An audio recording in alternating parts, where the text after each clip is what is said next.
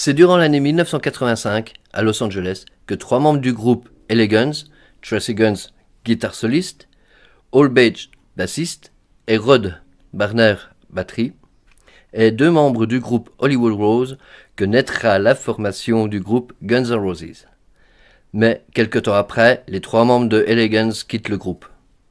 Très vite, des remplaçants arrivent. Michael Andrew, dit Duff, Saul Hanson, dit Slash, et Michael Coletti, alias Steven Adler, rejoindront le groupe. Mais qui mieux que la personne qui est invitée pour cette émission pourra mieux parler de ce groupe emblématique qui est Guns N' Roses.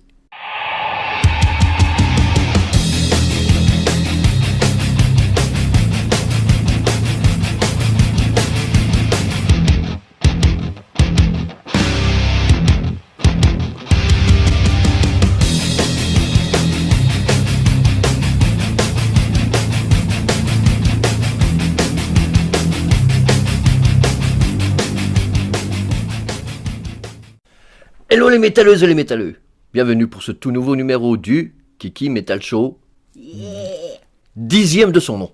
Yeah! Qui êtes-vous? Bonjour, je suis là pour foutre le bordel. Ça c'est une très bonne idée. Voilà. Je pense que vous l'avez sûrement reconnu pour ceux qui suivent Paranormal. Ça démêle, mais on n'est pas là pour parler de ça, hein, après tout. Non, non, quand même pas, non. Ah non, on Il y n'est a pas... autre chose dans la vie aussi. Hein. Ouais, Même. ma coéquipière, mais aussi l'invité pour cette nouvelle émission du Kiki Metal Show consacrée au groupe... Guns N' Roses. S'il vous plaît. Alors, Mel, parle-nous de ce groupe. Parce que j'ai ouï dire que tu étais fan de ce groupe. Un petit peu, au point où on me surnomme l'encyclopédie vivante des Guns. Mais à part ça, oui, il paraît que je suis un petit peu fan, oui. D'accord. Donc tu as entendu un petit peu l'intro que j'ai citée, mais pourrais-tu me dire vraiment l'origine des Guns N' Roses, la naissance de ce groupe? Alors, si on se limite qu'à Hollywood,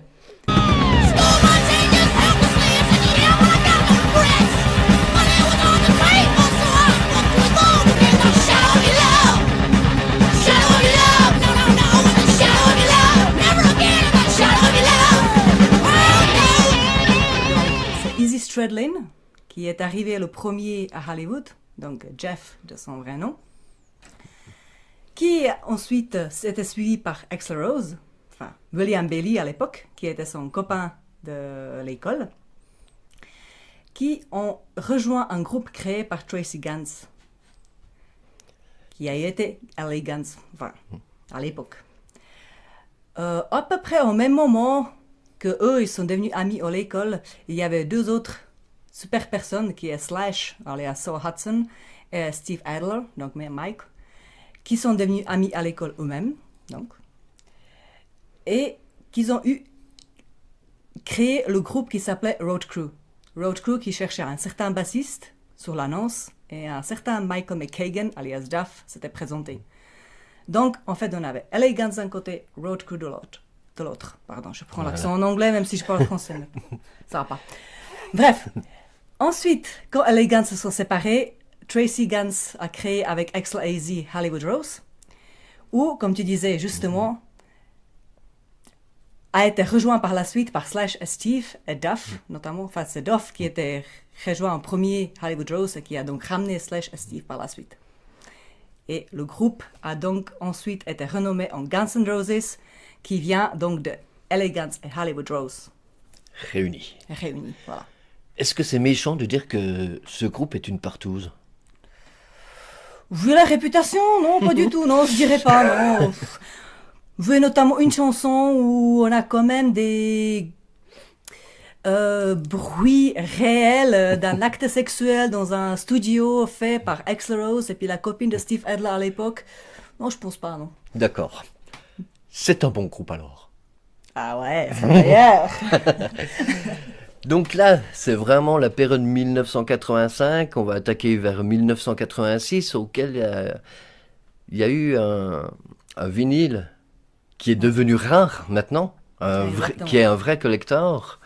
Live Like a Suicide. Side, voilà.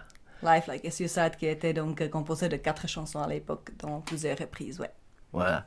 Et nous, la version actuelle qu'on a, c'est justement avec un autre split qui est devenu Gonna Lies, je crois. C'était Lies, A Life Like a Suicide, mais qui a été en fait sorti après le fameux Appetite for Destruction, AFD pour les fans. Voilà. Et la pochette d'Appetite for Destruction La pochette d'Appetite Destruction était... n'est pas la croix. Non, la croix est venue par la suite. La croix qui est devenue après le tatouage de Axl Rose. Mais la pochette originale, elle est cachée dans la pochette de l'album. Si vous avez la chance de l'acheter en CD ou même en cassette, hein, comme c'était à l'époque pour moi, bah, vous ouvrez la pochette et vous avez la pochette originale avec un alien qui... Comment dirais-je ça politiquement correct qui prend involontairement une femme voilà, dans la rue, et puis voilà. Voilà, la femme, on la voit bien la On la culotte voit baissée, quand même bien la culotte dans nos bonnes mais baissées, ouais. que ça. Voilà. Mais Alien à côté tout de même. Qui était donc une pochette qui choquait beaucoup l'Amérique des années 80. Voilà, c'est comme qui représente quand même une scène de viol. Tout de Voilà, même, il ouais. faut dire Exactement. vraiment le mot correct. Voilà, exactement, ouais. Donc ça a été en fait pour faire le choc, pour faire l'impact, pour donner un peu le ton du groupe qui à l'époque était quand même très très sexuel, comme je l'ai dit. Et malheureusement, ou heureusement, ça dépend du point de vue, a eu été censuré par la maison disque et été remplacé par la croix, du moins au début. Voilà. Et après que s'est-il Après. passé de Appetite for Destruction jusqu'à même la sortie du double album Use Religion, hein, qui est dans les années 90, 91 je crois. Alors écoute, je te donne des détails, après tu fais au montage ce que tu veux, tu coupes pas, etc. Ben, raconte, j'aime quand tu fais ça. Ah, je t'embobine assez souvent. Hein. Alors, le Appetite est sorti oui, dans les années 86, suivi d'un... ou suivi en même temps, ou suivi juste après, par ce qui est devenu Hell Tour, donc le tour de l'enfer, avec plusieurs dates autour de Los Angeles. La tournée, juste pour donner un peu le ton de la tournée, ils étaient dans un petit minivan avec donc, les musiciens, les instruments. Ils n'avaient pas les moyens, au point où ils se sont retrouvés quand même à sec, au beau milieu de nulle part, parce que bah, ils avaient une carte pour payer l'essence. Ils l'ont mis derrière le cache pour protéger du soleil. Et il roulait avec la fenêtre ouverte. Et la carte n'avait que la bonne idée de se faire la malle. Donc elle s'était envolée, voilà. Il ne pouvait pas acheter l'essence, il était au milieu de nulle part. Il s'était obligé de faire le stop avec les instruments, le peu qu'il pouvait emporter pour arriver au prochain concert. Je plains le batteur quand même. Ouais, le batteur a quand même dû jouer sur un instrument qui n'était pas le sien, donc voilà. Steve Adler, comme il était à l'époque bien dans les drogues, etc., il faut quand même dire ce qu'il en est. Je pense qu'ils ne sont peut-être même pas rendus compte, donc voilà, malheureusement. Pour dire, j'aime beaucoup le groove de Steve. C'est lui qui m'a donné envie de jouer à ça. Mais bon, voilà, il faut dire ce qu'il en est tout de même. Donc Hell Tour, qui a été tout de même couronné par le succès, parce que Appetite est devenu hyper connu un an après sa sortie, avec donc le succès qui s'en est suivi.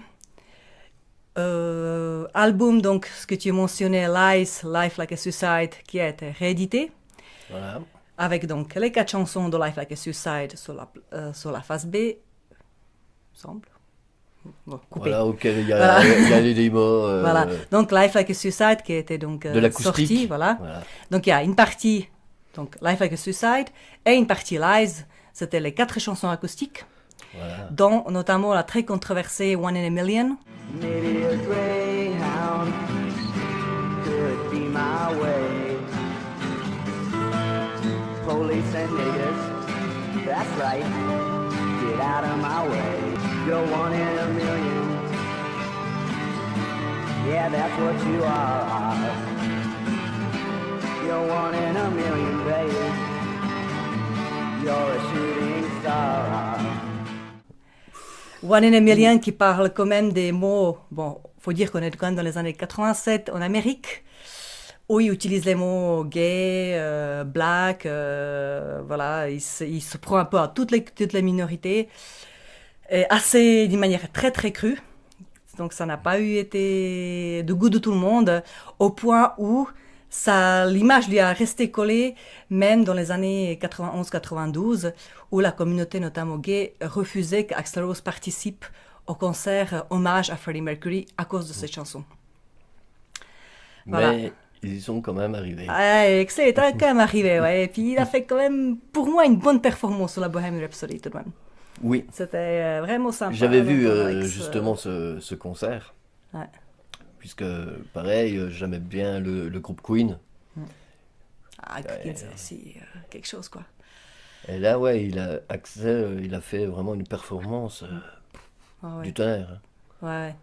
Bah, c'était ouais, comme je dis, moi, à ce moment-là, j'ai l'impression que ce bout-là de Bohemian Rhapsody a été presque écrit pour lui. Ah, Après, voilà. Ça, c'est mon opinion, c'est son opinion, vous pouvez en avoir un autre, voilà.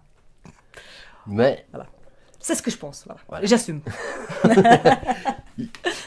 assumons nos actes. Exactement, assumons nos actes.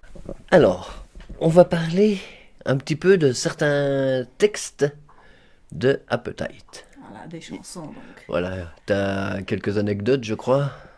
En fait, on peut évoquer quasi toutes les chansons, de qu'est-ce que ça représente, et puis les sources d'inspiration. Welcome to the Jungle, déjà, donc la plus connue, qui a été écrite peu de temps après que Axl est arrivé à Hollywood. D'ailleurs, c'est Axl, hein, c'est pas Axel, par pitié. Compris, hein? Ah oui, Axl. pitié. Axl, A-X-L, pas A-X-E-L, pitié. Bon, bref. Parenthèse fermée. Donc, elle a été écrite par Axl peu de temps après qu'il est arrivé à Hollywood, qui venait d'une petite ville, peut-être plus petite que Pontarlier, pour dire. Ou à peu près le même. Il faudrait que je regarde sur Wikipédia, en fait. Ouais. Bon, bref. Une ville du Nord, petite, extrêmement blanche, très conservatrice, pour dire cela. Et elle arrive donc à Melting Pot, donc dans la ville mégalopole de Hollywood, où il y a, voilà, avec tous les communautés, les minorités, les situations que peut engendrer donc une grande ville. Et voilà, on le voit, c'est pour ça, en fait, dans le clip, il arrive depuis... Donc, on le voit descendre du bus, et puis, en fait, il se prend un peu... En fait, sa revanche sur cette arrivée, et il continue notamment dans One in a Million, donc, dans la chanson sur Lies. Voilà, elle parle de cette arrivée-là également. Donc, c'est pour ça que la chanson s'appelle Welcome to the Jungle, c'est-à-dire Bienvenue dans la jungle. En fait, ça représentait Hollywood, quand il est arrivé. Voilà. Donc, la deuxième chanson, c'est It's So Easy. It's So Easy qui donne un peu de liberté à Easy de chanter pendant cette chanson. Ce que je pourrais dire à propos de cette chanson, c'est que je conseillerais aux plus curieux, plus avertis d'entre vous de chercher la version originale du clip, qui est donc très sexe, où on voit tout de même les tendances de Axl par rapport à sa femme, qui est une tendance très dominateur, et donc sa femme extrêmement soumise. Donc avec la masque attachée, etc., etc. Pour en venir à la partouze. Voilà, en gros. Bon, par contre, sa femme, elle n'a pas très apprécié, parce qu'elle a quand même mis au tribunal, et puis voilà, ça a eu quand même des conséquences par la suite, parce qu'apparemment, ça n'a pas arrêté juste un fouet, et puis voilà. Mais bref. Night Train, qui est donc la troisième chanson. Celle-ci parle du vin, en fait, qui s'appelait Night Train, et qui était donc l'un des vins le moins cher à Hollywood. Et comme Guns N' Roses au début de leur histoire, ils n'avaient pas beaucoup d'argent, au point tout de même de manger des conserves de chiens, de la nourriture pour chiens, d'aller voir dans les cinémas de porno, etc. Parce que c'était ça qui était ouvert le plus tard. En fait, il faut savoir qu'ils vivaient tous plus ou moins dans le même appartement il y a une époque. Et donc, Night Train, ils ont quand même rendu l'hommage aux vins qui buvaient le plus à cette époque-là. Voilà. Ah ouais, non, donc à ne pas confondre avec le train de nuit. Exactement. Voilà, non, voilà. Ça donne notre dimension quand on Ah oui. t'explique le behind the scene, comme on dit. Voilà. Ensuite, il y a How to Get Me. How to Get Me, la seule chose qu'il y a à dire sur cette chanson-là, c'est que ça parle un peu des ennuis que Axl a eu avec la justice, où déjà dans sa ville natale, il était tellement bien connu. Des services de... Sociaux, je dirais ça, voilà. Oui. Que au bout d'un moment, n'importe quelle connerie qui a été faite dans la ville, ça lui a été mis sur le dos. Donc il s'est retrouvé sur le poste de police tout le temps, et puis voilà, ça parle de How to Get Me. William, ce n'est pas bien. Pas très, non. Mais je pense qu'il le sait à force. Et pourtant, ça ne l'a pas empêché de continuer, en fait. Ah là là. Non. Bref. Ensuite, il y a donc la chanson suivante, Mr. Brownstone. Alors, Mr. Brownstone, ça parle de ni plus ni moins de heroin. Brownstone, qui donc est l'un des noms de heroin à l'époque. Je pense que c'est encore aujourd'hui d'ailleurs. Et dans la chanson, notamment, il dit que au début c'était petit à petit et maintenant il en a besoin de plus en plus. Voilà. Pour se tenir éveillé, etc., etc. Ou dans la chanson, il dit Mr. Brownstone, il frappe à ma porte, il va pas me laisser tout seul, comme quoi, et voilà, il parle de dépendance, etc., etc. D'ailleurs, une chose que je voudrais peut-être profiter de dire à ce moment-là, c'est que autant les Guns N' Roses, c'était quand même trop dans l'excès de tout, plus ou moins. Il faut dire que Duff, à l'époque, les jeunes notamment, ils buvaient quand même 1 litre de vodka par jour. Il a, ouais, peu, ouais. Pour ceux qui voudraient le suivre, il a quand même failli mourir à 33 ans. Heureusement qu'il y a un des voisins qui l'a entendu hurler parce que son foie a explosé. Et qu'il l'a amené à l'hôpital assez vite. Donc voilà. Donc le foie qu'il a, c'est pulsion. L'abus d'alcool est très dangereux pour la santé. Et c'est pas bien, non, non. Mais il y a l'abus d'alcool, l'abus de femmes, l'abus de drogue, etc. C'était vraiment, vraiment sex, drugs et rock and roll de l'époque. Un sacré cocktail. Un sacré cocktail explosif, oui. Au point où tout de même, Slash, il disait, voilà, on est ce qu'on est, on a vécu dangereusement, mais par pitié, ne faites pas pareil. Ne la faites pas chez vous, non, non, non. Faites-le chez les autres. Interdit. Faites-le chez Seth, par exemple, voilà. Vous ne faites pas chez vous, mais vous venez chez lui, vous pouvez le faire. Toutes les femmes sont autorisées. Surtout si elles sont dénudées. Ça, c'est rock'n'roll. Ouais, Dolly est une femme, par exemple. Ouais, mais je suis pas zoophile, moi. Ah, bah zut alors. C'est bien, ça c'est bien. Donc maintenant, on est... On est à My Michel. La chanson My Michel que j'aime beaucoup. J'aime énormément qui parle d'une groupie de l'époque, donc de leurs amis de groupe. Total, ils se réfèrent toujours comme une amie. Après, qu'est-ce que ça veut dire amie pour les Guns? Je ne veux pas prononcer davantage. Bref, la chanson parle d'elle, elle lui est dédiée, et puis voilà, la chanson comme elle dit, ton père travaille dans le porno, ta mère est morte d'overdose, et puis voilà, et puis la nana, elle vivait à 100 à l'heure. Donc voilà, il fait à fond, et puis voilà, ils lui ont dédié une chanson. Ça parle que de ça. Je vais passer le Think About You, enfin moi en tout cas j'ai pas vraiment d'anecdote par rapport à celle-ci, pour aller plutôt vers l'une des chansons phares de l'album après, donc Welcome to the Jungle, qui est Sweet Child O' Mine. Ah, c'est là, je l'adore, mais qu'est-ce qu'elle cache cette chanson? T'aimerais bien savoir, hein? Ah oui. Combien, dis donc?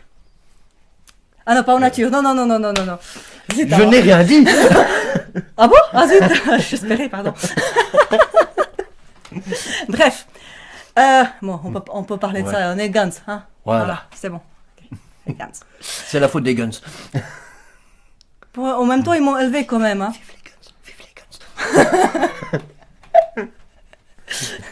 Vive les Guns. Donc, Sweet Child O' Mine, la première chanson d'amour des Guns N' Roses, dédiée à la femme de l'époque de Axl Rose, donc on peut voir dans le clip original de It's So Easy, sa femme qui s'appelait Erin Everly. Ça te dit quelque chose? Oui. Le nom Everly? Voilà. Parce que j'ai vu aussi dans les magazines. Hein. Ouais, pas mal, hein, cocotte. Hein, Le salaud.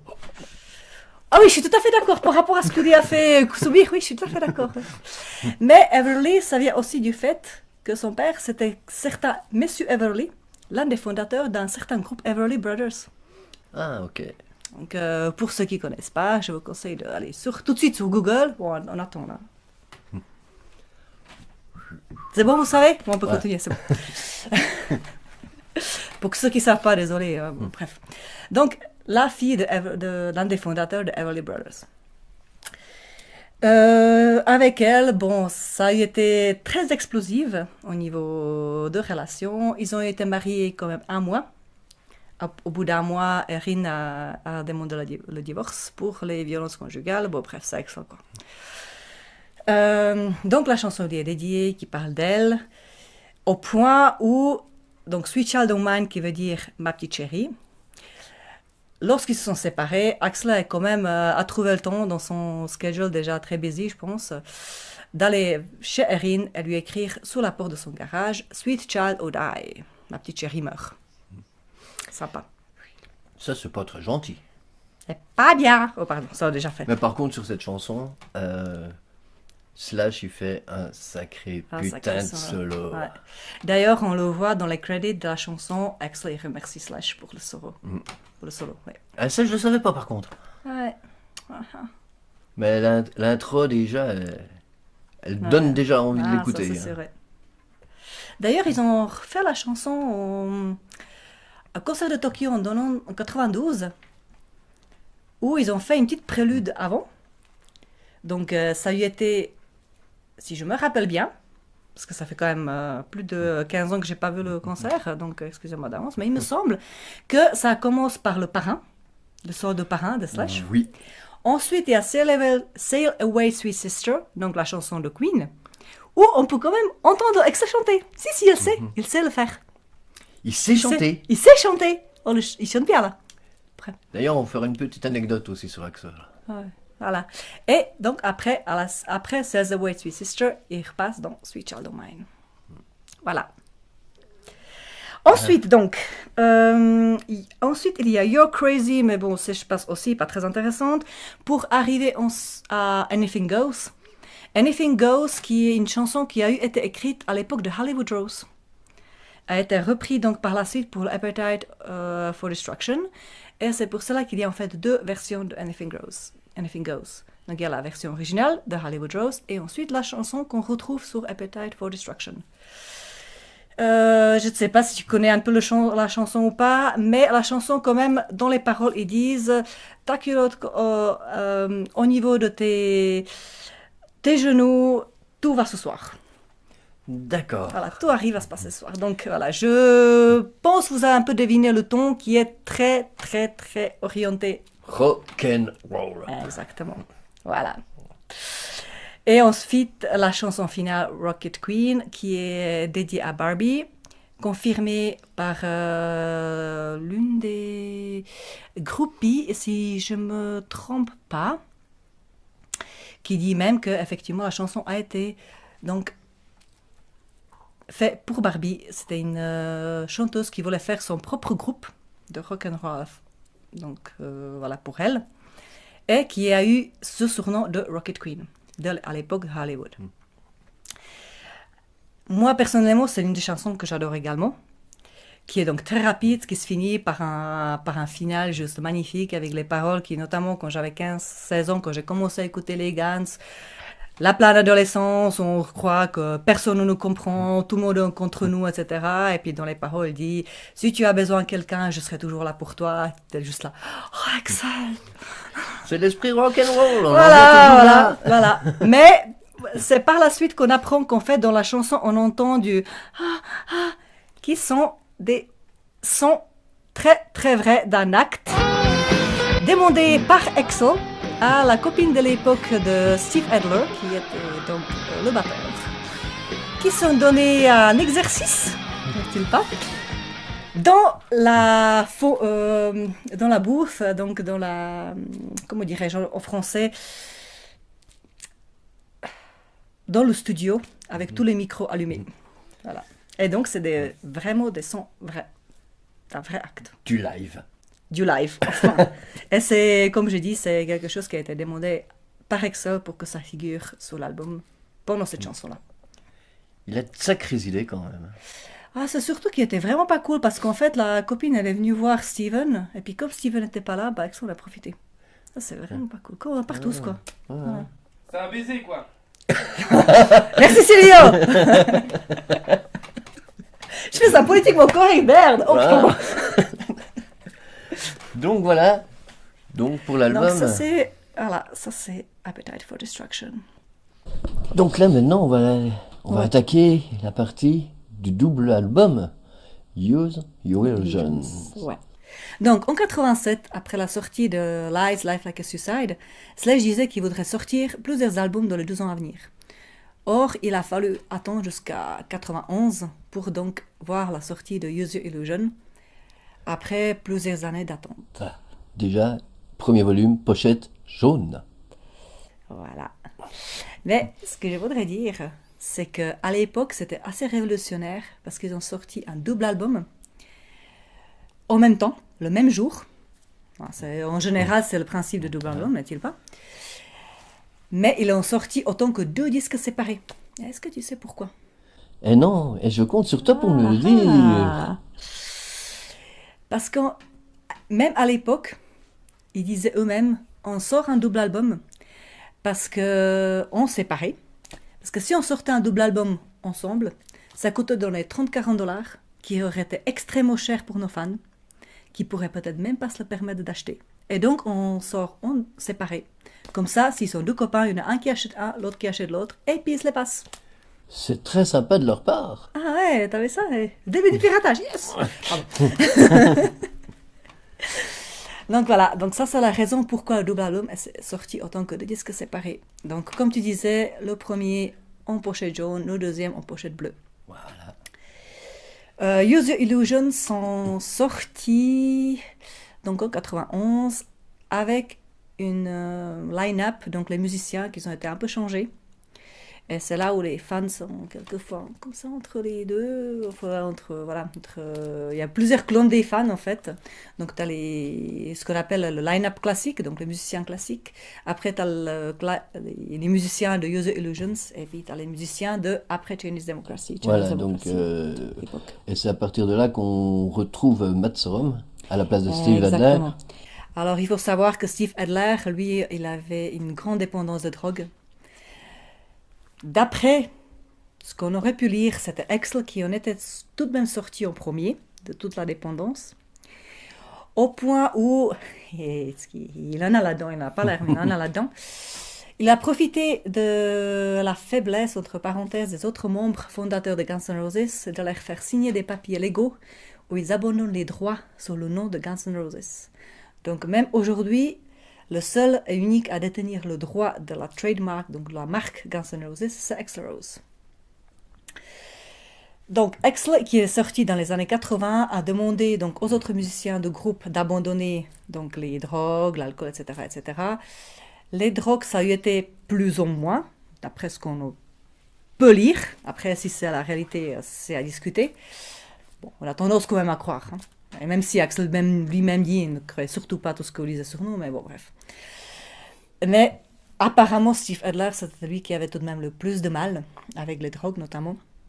Et il apparaît sur une seule chanson sur Use Your Illusions, qui est Civil War. Civil War, c'est donc la dernière chanson où Steve Adler a joué de la batterie. Toutes les autres ont été donc jouées par Matt Sorum. Et nous, aux 2 écoles en tant que batteuse. J'aime beaucoup Matt Sorum de côté technique. Je trouve que techniquement, il est juste excellent par rapport à Steve Adler. Mais Steve, il a quand même le groove des Guns, quoi. Bon, voilà. Chacun ses goûts. Chacun ses goûts, voilà. Donc, Use Your Illusion sort. Ils font plusieurs clips, dont notamment, par exemple, Don't Cry. Ah On oui. parlait de Don't Cry. Et c'est pareil, Don't Cry, 2 versions. 2 versions également. Donc, il y a la version sur la Use Your Illusion 1, il y a la version sur la Use Your Illusion 2, donc de la deuxième, pas les mêmes paroles. Et qui fait donc la partie d'une trilogie où il y a Don't Cry, November Rain, Estranged, qui en fait raconte une histoire d'une personne, donc soi-disant prétendument Axl, comment il rencontre sa copine, comment ils se marient, etc., qu'est-ce qu'elles en deviennent. et donc Estranged, qu'est-ce qu'il devient après. Mais je voudrais parler aujourd'hui d'une autre chose au niveau de Don't Cry. Dans le clip, on voit tous les membres du groupe. Donc on voit Axel, Slash, Daft, Matt Sorum, donc. Mais on voit pas Dizzy Stradlin, qui donc leur a fait faux bon au tournage. Ils ont dit hey, Izzy, tu vas au tournage, puis en fait, il n'est pas venu. Et on voit dans le clip, il y a à un moment donné une pancarte où il y a marqué Where is Izzy, c'est-à-dire où est Izzy. Donc une petite vengeance, une petite pique personnelle de la part d'Axel. Et Izzy, plus tard, a donné l'explication, ce qui faut dire qu'en fait, s'il n'est pas venu au tournage, c'est qu'il a quitté le groupe de son plein gré. Il a donné l'explication donc plus tard qu'il voulait sortir de tout ça, il ne voulait plus en faire partie. Et même aujourd'hui, il prétend qu'il ne veut pas revenir pour ne pas sombrer dans la drogue, etc. D'ailleurs, c'était son argument de ne plus revenir par la suite dans le groupe. Vivre une vie peinard, et puis voilà. Voilà. C'est son choix. C'est son choix, on respecte. Voilà. Izzy qui est donc remplacé par la suite par Gilby Clarke, à la guitare, deuxième guitare. Voilà. Et groupe donc part en tournée, donc mais entre 92 et 93, ils visitent 186 pays quand même. Ça fait quand même assez... C'est énorme. Assez hard, ouais. Et voilà. Qu'est-ce qu'on peut dire encore? On peut peut-être parler des November Rain, des Strange, des clips. Voilà. Qui sont tout de même des chansons de plus de 10 minutes. Oui. Mais par contre, on voit pas le temps passer. On va pas le temps passer, exactement. Parce que c'est bien orchestré. Ouais. Ça part du crescendo. Exactement. Alors, une chose que peut-être certaines personnes ne sachent pas, certaines personnes ne sachent pas, c'est pourquoi d'un seul coup Guns N' Roses a fait un virage à 180 degrés puis il a foutu des chansons de 10 minutes sur un album. De nouveau, pour les initiés, alors pour les non-initiés, je dis tout de suite, cherchez Google Meatloaf. Voilà, pour les initiés, vous pouvez continuer. Meatloaf, grand groupe de rock opéra. C'est pas le grand groupe, c'est le chanteur qui s'appelle Meatloaf.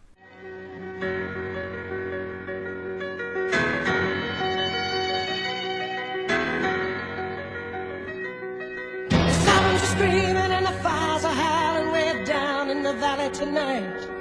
There's a man in the shadows with the gun in his like a bat out of hell. I'll be gone when the morning comes. But when the night is over. Qui, de moi prétendument, voulait être chanteur d'opéra. Il n'a pas réussi et il s'est lancé dans le rock'n'roll. Axel, il en est un gros fan. Et Meatloaf, ça faut savoir que lui et son acolyte Jim Steiner, ils font des chansons de 10 minutes. Avec des méga clips, des chansons qui racontent l'histoire, des clips qui racontent l'histoire, etc., etc. Et Axel, ils s'en étaient inspirés, et de là vient November Rain et Strange notamment. November Rain, la légende urbaine, la légende d'Axl Rose, c'est un secret, dit que... Ne le dites à personne. Ah non, pitié. Non. Surtout pas Axl, surtout pas Axl. Voilà, donc November Rain. November Rain, qui est donc une partie qui a beaucoup de piano, tout comme Estranged. Et d'ailleurs, donc la légende, je te dis personne, faut surtout pas le dire, dit que Axl a rêvé donc d'une des parties des pianos. Je me rappelle malheureusement plus si c'est November Estranged, mais l'une des deux, c'est venu dans le rêve d'Axl Rose. Dites-le pas Axl, s'il te plaît. Compris, hein? Ouais, dites-le pas, s'il te plaît. Bref. Faut savoir également qu'à l'époque, donc l'enregistrement de The Illusion, quand ils ont mis ces grandes parties du piano, Axl a amené un de ses copains qui était Dizzy Reed, qui est toujours dans le groupe aujourd'hui. D'ailleurs, c'est le seul qui est resté de l'époque de The Illusion jusqu'à peu près 2015, où les autres ont rejoint. Et Dizzy Reed, Axl l'a amené depuis une maison pour les SDF. Donc il y a des SDF et d'un seul coup il est arrivé dans les Guns. C'est quand même cool. Hein. Wow. Quand même la générosité. Ah ouais, bon, faut dire que c'était un super pote, mais tout de même quoi. Je pense que ça a dû lui faire drôle, là, je pense. Bref. Donc November Rain, qui est donc une chanson magnifique, jouée dans le clip où on voit Axl donc qui épouse enfin qui épouse, qui se marie, c'est ça, en français, qui se marie avec son amour de l'époque, Stephanie Seymour, qui avait un enfant avec quelqu'un d'autre. Et Axel l'aime tellement qu'il va absolument se marier avec elle en vrai. Stéphanie dit toujours non, non, non. Et Axel, il fait quand même un coup de vache pendant ce clip-là. C'est que le prêtre dans le clip... Raconte. Le prêtre dans le clip, c'est un vrai prêtre. Et donc, c'est super sympa parce qu'il a amené quand même Stéphanie au tournage. Il lui a dit, allez, on va faire un super clip, on va faire comme si c'était marié, on va faire la cérémonie de A à Z jusqu'au bout, on va dire oui, on va se laisser changer les alliances, etc., etc. Mais il n'a pas dit que c'était le vrai prêtre. Donc, en théorie, ils ont été mariés religieusement. Et elle n'en savait rien. D'ailleurs, elle a plaqué un peu de temps après. Hein, mais... Je pense que c'était le dernier coup qui... Je comprends quand même. Hein. Ouais, c'est quand même... Il y en a qui font les enfants dans le dos, voilà, il a fait juste un mariage dans le dos, voilà. Et donc, Stéphanie qui meurt à la fin du clip. Oh, zut, je dis là, oh mince. Ah, t'as tous poilé. Oh, ah, zut. Oh. Bon, pardon, hein. Vous regardez pas, vous revenez... Bon, bref, c'est pas grave. Et chanson donc continue par la suite dans Estranged. Estranged qui donc parle de nouveau Axel, donc post quand sa copine donc est morte et puis voilà comment il fait avec ça. Donc d'ailleurs on voit dans le clip qu'il sort d'un énorme bateau. Axel donc c'est lui vraiment qui a fait le saut. Il paraît que quand il a sauté une première fois, il est allé donc le repêcher dans l'eau, il est monté dans le bateau, il dit j'espère que vous l'avez bien pris parce que je le fais plus. Voilà. Et donc l'histoire raconte que donc la personne voulait se suicider mais que finalement les dauphins l'ont sauvé et puis voilà quoi. Ça c'est l'histoire d'Estranged. C'est beau l'histoire du dauphin. Oh oui, ce dauphin. Ça fait pas très rock'n'roll quand même. Ben ils étaient plus vraiment rock'n'roll hein. Ils étaient un peu rangés, hein. Ils étaient plus vieux quoi. Ah ouais. Moins fun quoi. Sinon, ce qu'on pourrait pas après parler des... Bah, nouveau, je vais pas faire tout la même chose que pour Appetite, parce que chaque chanson raconte quelque chose. Mais on retrouve donc notamment Civil War, qui est une des chansons très engagées, où il dit Axel, enfin voilà, que les guerres civiles ont toujours été, seront toujours, et puis les seuls à s'enrichir avec la guerre civile, ce sont les riches, et puis les pauvres, bah, la seule chose qu'ils attendent, c'est le cimetière, voilà. Ouais. Donc une chanson très engagée qui n'a pas eu été donc sur l'Appetite. Bon, je vous assure tout de suite, on retrouve quand même des chansons de cul, hein, si on peut dire ça comme ça. Il n'y avait pas eu aussi une histoire de fesses avec un producteur qui avait piqué la petite amie d'Axel. Alors oui, il y a celle-ci, ouais. Hein? Ça s'appelle Shotgun Blues, celle-ci Voilà. je me rappelle. Shotgun Blues, où il a quand même bien piqué le gars, où il dit, voilà, pendant que toi tu niques des gamines, il y a quelqu'un qui nique ta femme, donc voilà, entre autres. Donc, je vous assure quand même, on y retrouve quand même des chansons de cul, si on peut dire ça comme ça, comme par exemple Pretty Tied Up. Pretty Tied Up qui est vraiment très très cru, quand même. Voilà. Donc, on peut se rabattre dessus. Quelques exemples de textes de la chanson, non? Bah, Pretty Tied Up, ça veut dire bien attaché. Voilà. Je vous laisse deviner à quoi il fait référence. Et c'est effectivement ça. SM. Voilà. D'ailleurs, ce qui adorait que ça là, voilà, je sais pas si on peut parler ici des groupies ou plus tard ou. On peut. On peut. Bah, des histoires de groupies, ça vous intéresse? Non? Alors, je m'en fous, je vais vous le dire quand même. Alors, d'après les groupies, ce qu'ils racontent, Axel, pour les femmes qui voudraient quand même y aller, vous pouvez choisir. Hein. Donc là, vous pouvez laisser de côté, il est très fidèle. Si aujourd'hui il est là, il le dit toujours, sa femme l'a sauvé. Donc voilà. Il est très amoureux de sa petite chérie, qui est d'ailleurs magnifique. Ils ont ses top modèles, et puis c'est un amour fou entre eux depuis quelques années, plus de 10 ans, plus de 15 ans même, je crois. Ils ont deux magnifiques filles, vous pouvez oublier tout de suite. Donc ici, il n'est plus là. Steve, je ne le conseille même pas, parce que je ne sais pas s'il va même pouvoir, vu encore sa dépendance, malheureusement. Slash, Slash, je le conseillerais plutôt à ceux qui aiment bien prendre des choses en main, parce qu'apparemment, il fait son étoile de mer, et puis il laisse faire. Au point où, la légende raconte, qu'il y a une des femmes de chambre qui l'a retrouvée attachée comme ça dans le lit, avec donc des menottes, Le lendemain matin, parce que le groupe il s'est tiré tellement il était dégoûté. Voilà.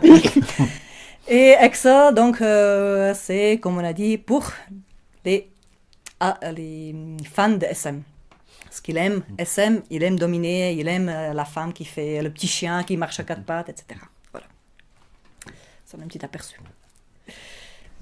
D'ailleurs, ça me fait penser aussi à une chose. C'était pas toi qui étais prêt à côté de Duff McKagan? Mais elle était déjà avec sa copine. Ah, tu veux parler de cette photo-là? Ouais, celle-ci. Ouais, c'est vrai, mais bon, faut dire qu'elle était quand même prise à 3h du matin, puis je suis hyper crevée, hein, c'est pas comme maintenant. Non, elle était prise il y a des années à l'arrière par une super copine, Solange. Salut Solange! Donc, on est allé voir le groupe de DAF, donc, qui a créé après Loaded. Dans une petite salle, on était peut-être 150, 200 personnes maxi. Ben c'est super, quoi. C'est super souvenir. Sa petite chérie qui était là, il lui a dédié So Fine, pour ceux qui connaissent, c'est une magnifique chanson d'amour chantée par Daf sur Use Illusion. Et voilà, moi je n'avais les chairs de poule, je me suis dit, mais c'est quand même super beau ce qu'il y a entre ces deux-là, quoi. Donc, Puis on a ouais. aussi quelques reprises dans Use Religion. Hein, ouais, Live and Let sûrement. Die. Live and Let Die, oui. Il y a aussi la chanson pour les Terminator. C'est... You Could Be You Mine. Could Be Mine, oui, tout à fait, merci. Ah. J'ai toujours C'est moi qui ai la patate. j'ai la musique, mais alors les noms, ça commence un peu à faire le défaut. Mais oui, You Could Be Mine, oui, tout à fait. Voilà. Et puis il y a quoi encore comme reprise qui a été très bien faite dans le 2, c'est Knockin' on Heaven's Door. Knockin' on Heaven's Door, oui, Hein, de Bob tout Dylan. à fait. Très, très belle Bob reprise. Dylan, qui a été par la suite repris par Paul McCartney et par la suite des Guns, tout à fait. Voilà, et comme dirait un super copain à moi une fois, qui disait, bah, heureusement qu'il y a Knockin' on Heaven's Door, parce que sinon les Guns ne seraient pas connus. Bon, il a failli finir à l'hôpital, mais bon. Oh, venant de ta part, ça m'étonnerait. T'es un ange. Putain, il me connaît pas du tout celui-là. Ah oui, ça me rassure, d'accord.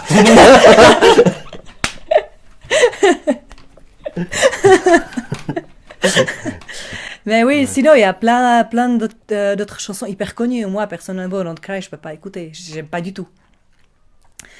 À la limite avec les paroles alternatives, puis encore. Mais si tu me demandes mes préférés, c'est Don't Dare Me qui n'a jamais été joué en live. Une raison, bon, il y en a qui disent que c'est très personnel pour Axel, il y en a qui disent qu'Axel l'aime pas. Enfin, ouais, voilà, les avis divergent. Mais personnellement, je l'aime énormément. La chanson qui parle de, voilà, ne me jugez pas, ne me condamnez pas parce que je dis ce que je pense. Voilà. Ou alors, il y a aussi Coma, une chanson de 10 minutes, qui est la dernière sur Use Illusion 2, que j'adore aussi, qui parle donc d'une personne qui a overdose. Voilà. Ou alors Breakdown, qui, dans les paroles, qui dit « Funny how everything was roses when we held onto the guns ». C'est-à-dire, n'est-ce pas c'est drôle que comme tout avait paru comme les roses alors qu'on était en train de tenir les armes, les guns. Donc, Guns N' Roses, voilà. Donc maintenant, On va parler de manger. Bienvenue dans votre émission culinaire préférée avec Sad. coucou. Alors, aujourd'hui, nous allons vous apprendre la recette des spaghettis. Spaghetti bolognaise. Ouais, mais ça va créer beaucoup d'incidents. Spaghetti Ouais. Incident, alias Ouais. le prochain album. Et ouais, et spaghetti à cinnamon, qu'est-ce qu'il y a à dire? Alors, le Spaghetti Incident, qui a été sorti donc après la tournée de Folie, qui était sorti plus ou moins sous la pression de maisons disques qui voulaient absolument un autre album. Mais le groupe était déjà plus ou moins en décomposition, il y avait beaucoup de tensions internes, et donc le Spaghetti Incident est un album essentiellement de reprises. Avec le fameux Since I Don't Have You. Since I Don't Have You, exactly, la première chanson. Mais les autres chansons sont quand même beaucoup influencées punk. Donc on sent un peu la bolognaise, non pardon, pas la bolognaise, la patte de Duff qui est en fait le punker de groupe. Voilà. Et il y a notamment Attitude, que Duff notamment reprenait souvent Voilà. pendant ses ses concerts solo. Ou alors, on peut parler de la chanson Cachée. Attends, il faut invoquer là pour qu'elle réapparaisse. Faut bien écouter le disque jusqu'au bout. Voilà, il faut bien écouter jusqu'au bout ou pas, après ça dépend. La chanson s'appelle Look at Your Game Girl, c'est-à-dire regarde comment tu joues, fille, enfin voilà, la femme ou fille, qui est donc une chanson de Charles Manson. Google Charles Manson. Ouais, voilà, ok, c'est bon. Donc, le tueur, donc de Hollywood, comme on l'appelait, qui a notamment tué la femme de Roman Polanski de l'époque, qui avait été enceinte. Pourquoi la chanson? C'est pas parce que qui que ce soit était fan, etc. Mais c'était uniquement parce que EXO, on avait marre qu'on le traitait de salaud, qu'on le traitait d'enfoiré, etc., de tous les noms possibles à l'époque. Il s'était mis à porter les t-shirts de Charles Manson et il a intégré cette chanson-là pour montrer aux gens, en fait, si vous me dites que c'est salaud, mais regardez ce mec-là, regardez ce type-là, je pense que je suis pas pire que lui. Voilà. À la sortie de l'album, Slash n'était plus dans le groupe, il a quitté après mésentente avec EXO. Il n'y avait resté plus que Duff, qui était plus conciliant, je pense, mais qui a quitté le groupe peu de temps après. Et ensuite, Guns N' Roses sont engagés dans un long vide sidéral. Jusqu'en 2008, ils quand même continuaient, soi-disant, à travailler sur les chansons, préparer l'album, etc. Les musiciens qui succédaient un par un. Pendant ce temps-là, Easy il a créé son propre groupe, donc Easy et les Juju Hounds. Il y avait Duff qui a sorti plusieurs albums en solo, dont Believe in Me qui est sorti, ou alors Beautiful Disease qui n'a jamais sorti. La seule moyen de s'en procurer, c'était par le site internet de Duff à l'époque. Mais pour moi, c'est l'un des albums, mon album préféré de Duff, qui est juste extra, quoi. Duff, il a créé par la suite le groupe Loaded. Slash, pendant ce temps-là, il faisait Slash Snake Pit en tant que groupe solo. Il a sorti plusieurs albums et tout ça, ça a débouché sur ce qu'on appelait The Project. The Project, en fait, ça a été le nom de groupe que commençait à se préparer entre Slash, Duff, Matt Sorum, et le ex-chanteur de Stone Temple Pilot. Au début, il n'y avait pas de nom, mais sur les forums, quand ils ont appris que ces gars-là, ils commençaient à parler ensemble et à créer le groupe, les fans disaient « Ah, The Project, it's The Project !» Et c'est comme ça que le nom The Project est venu, en fait. C'était les fans qui ont donné ce nom-là, qui ensuite s'est transformé en Velvet Revolver, que j'avais de la chance à voir à Zurich. Et qui était juste énorme, quoi. Franchement, pour une fan, voir Slash, Duff, Matt, au moins ensemble, à cette époque-là, c'était genre waouh, trop bien, quoi. On était qui d'acheter les tickets séparément. Bref. Arrive donc l'année 2008. Et là, il y avait la sortie Chinese Democracy. Donc, qui était le album avec des chansons originales, quand même, qui est sorti des Guns N' Roses, quand même, depuis User Illusions de 91. Donc, ça fait plus de 17 ans après. Bon, il faut dire qu'il y avait Live Era entre-temps, mais qui n'a pas été vraiment approuvé ou voulu par les Guns N' Roses ou par aucun membre. Donc, il y a un album live qui a été sorti par la maison disque, en fait, pour récupérer un peu d'argent, parce que les Guns, ils ont quand même signé pour un certain nombre d'albums, et puis la maison disque avait marre d'attendre, et puis ils ont sorti ça. Voilà, donc Chinese... bien fait pour vous. Chinese Democracy. Est-ce que tu sais pourquoi c'est finalement sorti Chinese Democracy? Non. Ah, non. Parce que en printemps, il me semble printemps ou début de l'été, il y a une certaine compagnie, je ne sais pas si tu connais, qui fabrique Dr Pepper. C'est la boisson Dr Pepper. Dr Pepper en français, pardon. Super boisson, qui a dit que si jamais Chinese Democracy sort d'ici la fin de l'année, ils offrent une bouteille de Dr Pepper à tous les Américains. Et pas de bol. Exley, il a appris ça et il a sorti l'album en novembre 2008. Voilà. Juste avant la fin de Ou l'année. juste avant la fin de l'année. Et, comme prévu, Dr Pepper, il a rien fait. Ex le provocateur, il a contacté ses avocats qui ont tout de suite allé contre Dr Pepper en disant « Hé les gars là, vous avez engagé à quelque chose, on a rompu notre part de contrat, à vous de jouer maintenant. » Ça va en faire des bouteilles hein, pour les Américains. Ah ben, je comprends que la boîte, elle a pas voulu parce qu'elle allait couler direct là. Oh putain, oui. Mais bon, apparemment, ça n'a jamais été tout de même fait, malheureusement. Oui, je voulais Dr Pepper, alors je suis pas américaine masse. Mais bon, c'est quand même un album qui a pas. Enfin. Bah, qui bon, a- il est pas... qui a pas marché du tout. Ça n'a pas marché du tout. Et... Bon, il y en a qui aiment. Moi, bon, vu que je suis quand même plus fan de Appetite, j'ai quand même beaucoup de peine, quoi. Une anecdote qu'on peut dire par rapport à ça, c'est la chanson This I Love. This I Love, vous pouvez voir le clip aujourd'hui. Peut-être sur les réseaux sociaux, il faut dire que ce clip-là a été créé par un fan. Il n'a même pas été créé par le groupe. Donc, je sais pas si le gars a reçu quelque chose pour ça ou pas, mais bon, je trouve ça un peu moyen, quoi.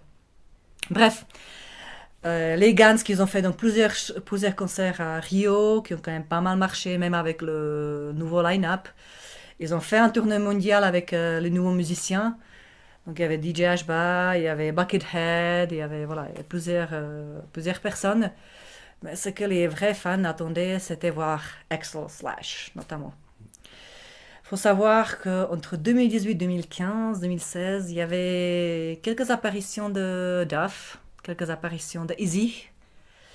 Mais Axl Slash, ça n'a jamais fonctionné. Et donc, ils ont commencé à parler donc ensemble. Et tous ces pourparlers, entre parenthèses, sont quand même soldés par une rumeur qui courait à Hollywood d'un certain concert de Guns N' Roses au Troubadour qui a été la salle où ils ont joué tout au début des années 84-85, le 1er avril. Donc ils ont lancé la rumeur que le 1er avril au Troubadour, donc dans la salle où les Guns N' Roses original jouaient, il y aura le concert de Guns N' Roses avec Axl Slash Duff. Donc voilà, je vous laisse imaginer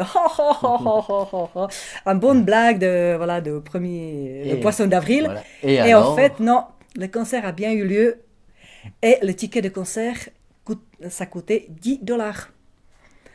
Donc je t'explique pas la queue monstrueuse qui a eu été devant pour avoir le ticket. Malheureusement, les seuls quelques chanceux qui ont eu le ticket à $10 pour voir le premier concert de la réunion des Guns N' Roses. Oh, purée, qu'est-ce que les enviés. Et puis c'est pas à ce moment-là aussi que Axl a fait partie aussi du groupe AC/DC. Alors non, alors oui et non, parce qu'en fait, ce concert-là était au début donc, de l'année 2016, le 1er avril 2016, et tous les fans de Guns étaient là, ouais, génial, enfin on va voir nos Guns comme on les aime, etc. Pour ensuite apprendre qu'il y a une tournée planifiée, ouais, génial, trop cool. Et ensuite apprendre que le chanteur d'ACDC ne peut pas chanter, ne peut pas assurer la tournée, et celui qui va le remplacer, c'était Axl Rose. Donc, nous avons non seulement les fans de ACDC qui ont été dégoûtés, parce que c'était Axl, mais aussi les fans des Guns, qui ont vu tout de suite, bon bah voilà, réunion, on est là. Mais, la réunion a quand même bien eu lieu, on a eu le droit à quelques concerts, et on va avoir encore le droit au concert avec le line-up Axl Slash Duff. Avec peut-être des apparitions surprises de Steve, comme ça a été le cas cette année déjà. Ouh. Ouais, Raconte. mais sans Zizi. Sans Zizi. Sans Easy. Sans Zizi. Pas bon. Faut pas que je fasse la liaison. Enfin, peut-être que sans Zizi aussi, je ne sais pas, de toute façon. T'es content, hein? Mais alors, il n'y a pas bien longtemps que tu es allé les voir aussi. Donc oui, j'avais un super cadeau d'anniversaire. J'ai pu être au premier rang. Et puis voir les Guns, donc avec le line-up, donc les musiciens donc originels, comme on dit, les classiques. dans un cadre merveilleux. Et puis les voir pendant quasi 3 heures, c'est juste énorme. Ouais. Avec un nouveau batteur. Bon, le batteur, je les voyais pas beaucoup malheureusement, parce que faut dire que je suis un peu petite et puis que le podium était quand même plus haut que moi, donc c'était un peu chaud. Et puis le batteur était vraiment très très loin. Ah, ben ça c'est moche. Mais voir quand même Slash qui te joue un Pink Floyd, Wish You Were Here, avec une lumière tamisée bien bleue, et puis voir la pleine lune juste au-dessus de lui quasiment, c'était genre waouh. Ah, puis une nouvelle claviériste, je crois. Ouais, aussi, qui a l'air super sympa d'ailleurs. Bon, faut dire qu'à part Richard Fortus, qui est donc le deuxième guitare, si je me trompe pas, je connais pas beaucoup le nouveau groupe. Moi, je suis classique, moi. Il y en a qui va être content, c'est AXA. Avec la claviériste. Non? Ouais, je sais Non. pas. Il n'y a pas de Je rumeur. sais hein. qu'il était avec Lana Ray à un moment donné. Mais c'est peut-être pour ça aussi qu'elle est mieux connue, je ne sais pas. Mais bon, après, je suis peu tellement. Tout ce que je sais, c'est qu'il y a un coup, il a failli s'accrocher avec Kurt Cobain. Parce que la femme de Kurt Cobain a un peu répondu à Axel. Et puis Axel a dit à Kurt, mate ta femme. Mais bon, à part ça. Eh ben Voilà. voilà. Allez, Gans. Eh ben je crois que. On a fait le tour. Ouais, plus ou moins des trucs les plus importants. Après, on parle dans le détail si tu veux. Je suis tout oui. Non, ça va aller. Une sacrée Je Bible en pense tout que cas. non. Ouais, sacré vie, ouais. Malheureusement, j'avais la mauvaise idée de commencer à les écouter en 95, quand ils sont déjà séparés. Ben, pour quelqu'un qui les a connus qu'en 95. Ouais. Ça va, T'as ouais. bien. Ouais, t'as j'ai bien un peu géré. rattrapé, ouais. T'as bien géré. Ouais. Ah, ce que je peux encore quand même dire, après tu coupes pas ou pas, ce que je peux encore quand même dire, c'est que Daf, c'est le seul du groupe, si je me trompe pas, à avoir quand même un diplôme universitaire. Et il a une entreprise personnelle. Donc il a un diplôme universitaire en finance. En tant que financière, à Daf. Non, je plaisante. Et il a ouvert donc une entreprise, une fiduciaire, qui aide notamment les artistes à remplir, entre autres, leur déclaration de revenus, par exemple. Parce qu'il dit c'est comme hallucinant ce qu'on paye parce qu'on ne connaît pas, on n'est pas renseigné. Voilà. Donc voilà, Voilà. on arrive à la fin de cette émission. Voilà.